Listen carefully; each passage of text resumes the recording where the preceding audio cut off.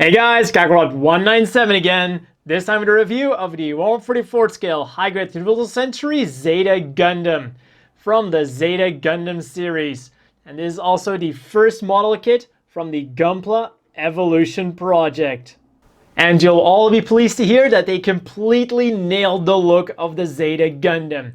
It's lean, it's mean, and it's ready to kick ass. So let's have a closer look at it. Starting off with the head, the attention to detail on it was awesome to see. First of all, the insides of the vents are separate pieces along with the head volcans. Now sure, they're also white because hey, the volcans are on that same piece, but that still makes it a lot easier to paint. Second of all, the eyes. Now sure, they might look a bit on the dark side right now, but even as is, they really do look awesome with that clear green. However, we get two stickers, well, two options for stickers. One being the regular eyes you would get on your standard model kit, or the second option is these silver metallic ones. Now, what you're going to use them for is you place them behind the eyes, and then when light falls upon them, they reflect it, giving it a really, really cool effect. Believe me, I highly recommend you do that. Now, when we're talking about stickers, we also get two more. One for the main camera, one for the back camera. And then finally, articulation. The head is on two joints, a ball joint at the top, as always, going up like that. Then there's an extra hinge to help it going forward. So on the ball joint, it goes forwards like that. And the extra hinge just gives it that little bit extra. Side to side, unfortunately, is still going to be limited due to the design of the Zeta Gundam itself. It's got a pretty high collar and a pretty long face. One part of the model kit that isn't hindered by the design of the Zeta Gundam itself, where you normally would expect it, is the torso. Inside of it is a double joint. The funny thing is, it's on a hinge, and then at the end of the hinge, we have a ball joint. For pretty great effects, if I say so myself. Forwards nicely and backwards also pretty nicely. Now this right here is the reason why I can accept this thing being a parts former. Kind of spoiling it for later on in the review, but you simply could not have that joint and also have the thing be transformable.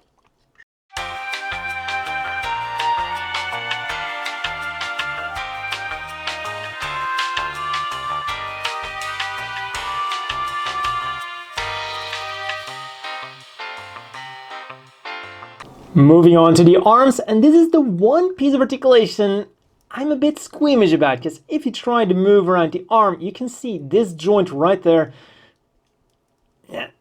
really doesn't want to give into the arm, because, well, it's plastic rubbing against plastic, and to just get that initial movement, you really have to kind of strain a bit. So just be careful that you do not break that. Now, other than that, this joint is amazing. It goes up all the way like that. And then if you pull on it, it goes out really far. And that is just amazing. Now, this was also the joint that initially gave me some hope that this thing was going to transform. But as I said, with the joint right there, not going to happen. And this here flaps up, allowing the arm to go out. Only about that far, but that's where this joint comes to the rescue, rotates around all the way below the shoulder, bends at two glorious joints all the way up, and then the hand is, as always, on a ball joint, will wiggle around, turn around, and do everything a ball joint does. To make the look of these very bendy arms complete, we will need a few stickers.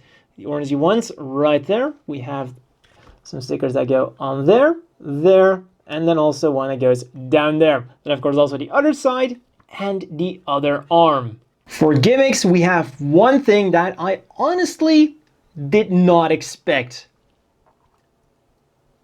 The grenades actually open up.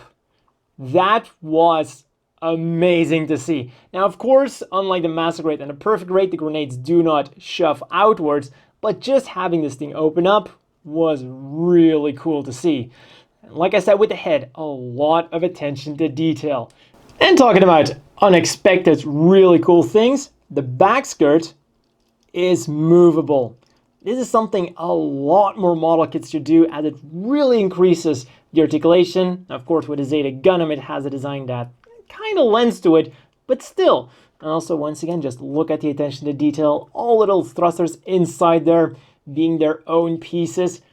Looking at the wings, you'll notice that there's a lot of black.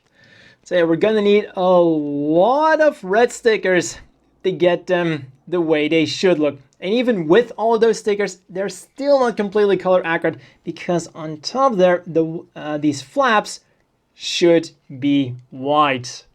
The movement on these things isn't a whole lot better. It's pretty basic. They go in and out a bit, also flap in and out like that for one reason or another. And unfortunately, they can't quite move out of the way enough so that these things, well, these storage pegs can also be used by the beam rifle in mobile suit mode. And finally, the tail fin goes up nicely like that. Also downwards a little bit that far, because this thing starts hitting the back. Throwing it back around for the articulation of the waist. These things go out. We'll also rotate around if you'd want to. Unfortunately, they do not open up to reveal beam sabers. Front skirts, as always, molded together, but can be separated very easily. I mean, literally just holding these things between your two fingers, you're going to break them with the most minuscule of energy, like the most minuscule amount of strength will snap them in half, which is a good thing, by the way. You want them to be separate because it really enhances the look, which makes you wonder why they don't just mold them separately to begin with. And the legs go forwards really nicely like that, backwards, as I said, thanks to the movable back skirt, really far. And back will rotate around about that far, go out once again superbly all the way like that. The back, and if that wasn't enough, we also have the hip joint, which allows it to jiggle around a bit. Included with the hip joint is a connector for the action base, and the legs will bend on two joints, and just look at that bend. Despite being pretty bulky legs, that is really great for the Zeta Gundam. And then we have some part separation, kind of part separation on the top, and just that little black piece to kind of, you know, break up the monotony of just having gray in there. And for these awesome legs, we only need two tiny stickers to make them completely color accurate. And just look at those beautiful legs of the Zeta Gundam. Finally, a look at the feet. This flap here goes up and down. Feet go forwards nicely, backwards a little bit, because this flap here does get in the way slightly, so that's about as far backwards as you're going to get, side to side nicely, and then we'll rotate around like that. Overall, the Zeta Gundam itself is fantastic, and it can only get better with the accessories. One thing I will say, however, is that due to the comparatively lacking articulation of the feet, posing it on the ground is going to be rather limited. So I highly recommend you to buy an action base for this thing to get the full posing potential. It is more than worth it. So let's arm our Zeta Gundam. For starters, the beam sabers. Anyone who's built the original high-grade middle century Zeta Gundam will understand how ecstatic I was to see these. Not only do we get some really good beam sabers, we get the very nice long beam saber blades to go along with them. They're a perfect fit into the handles, and the handles fit into the hands neatly if you push them in hard enough. And if you're going to use beam sabers, you of course need yourself a shield to survive in those close quarters combat. Now the shield, once again, very nice looking. Unfortunately, it's going to require some stickers. A nice red one on top there, and then some yellow ones for the side. Here we get the yellow ones, and then a nice big red one. I cannot help but wonder why they couldn't make this one a red one, but so be it. When we turn it around, we see that the shield is not just a shield, because courtesy of the Zeta Gundam compilation movies, it now comes with also a grenade launcher / rocket launcher. Now, the cool thing is, to put this on the arm, it actually comes with a slightly angled peg, which definitely helps with the posing of the shield. And talking about grenade launchers, if you want some more ammo for your grenade launchers, you also get these ammo packs. Normally it's one for each arm, but if you want to use your shield, you can also store the spare one on the backpack. One thing that you can also do with the shield is remove this and reattach it in the compact mode. For more precision firepower, we get the trusty beam rifle. This thing also requires a few stickers. We get one for the scope on top, one for the scope at the bottom. There are these really nice metallic green ones.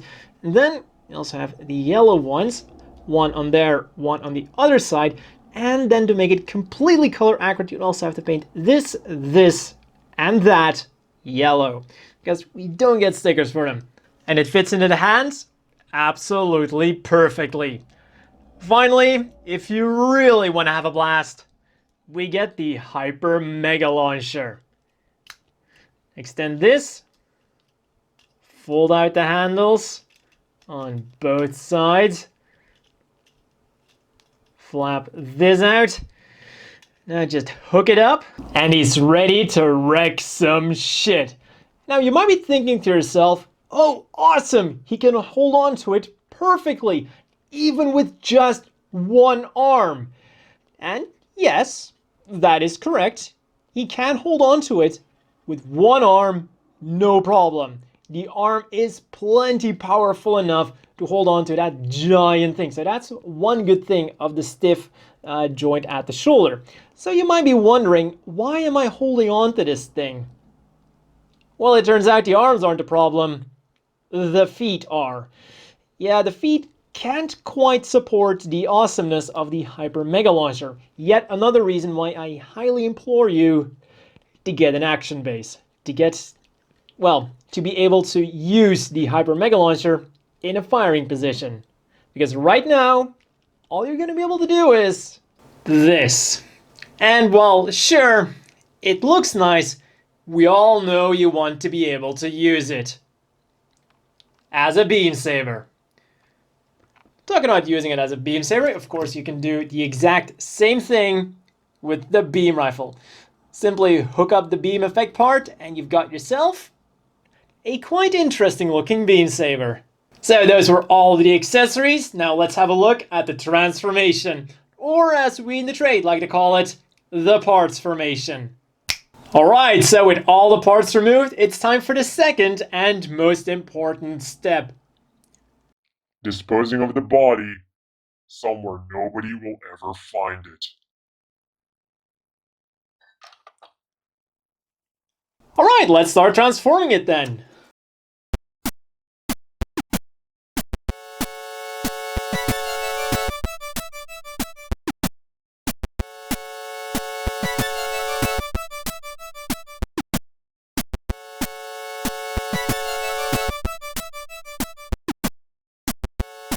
When we get to the legs, these are part transforming and part parts forming.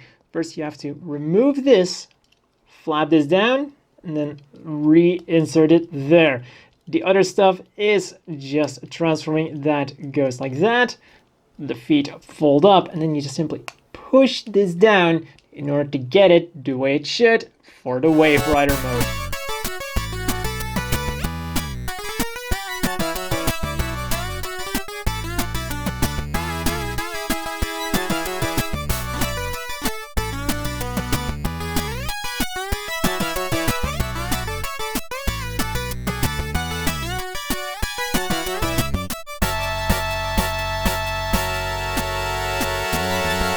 And here you have it, the Zeta Gundam in the Wave Rider mode.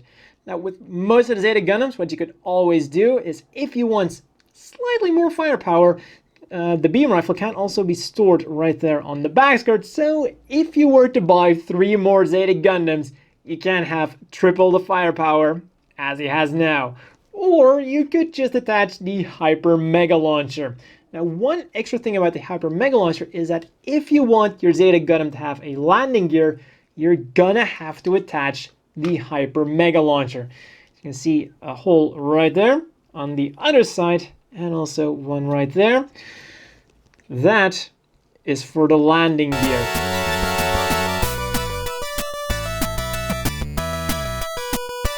And now we have a fully featured Wave Rider mode. Of course, you could also attach the Hyper Mega Launcher to the shield in mobile suit mode. Finally, we also get this connector piece for the Wave Rider mode, just in case you'd also want to display it flying around.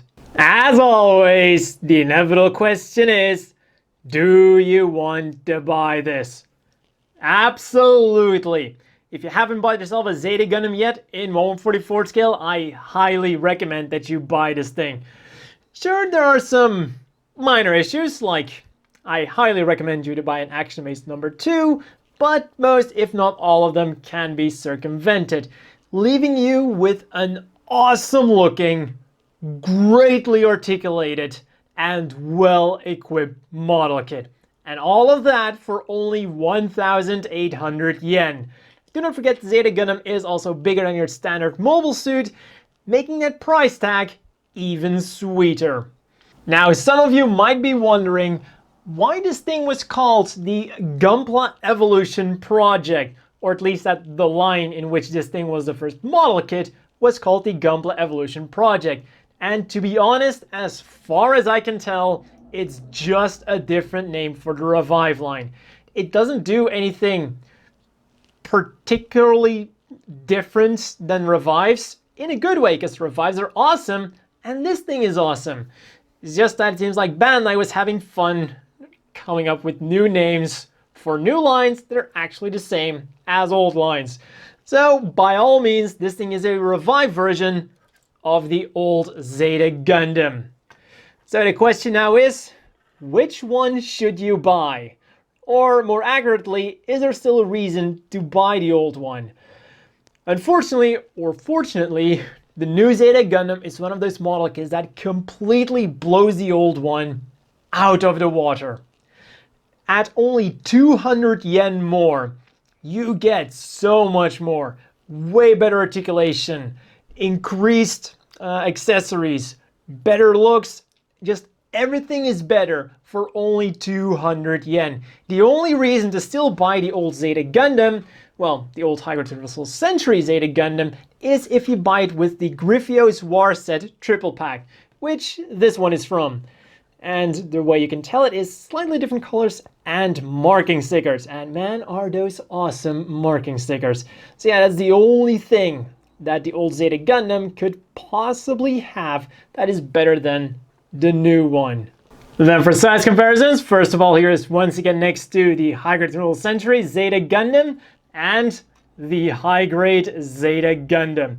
As you can see, he is about the same size as the High Grade, but slightly smaller than the High Grade Universal Century. Then here is next to the Gundam Mark II and the HGUC. Both are from the Griffios War Set. And finally, here is next to the standard size Gym Custom and the always bulky Zaku 3. And that's all for this review, and see you all next time.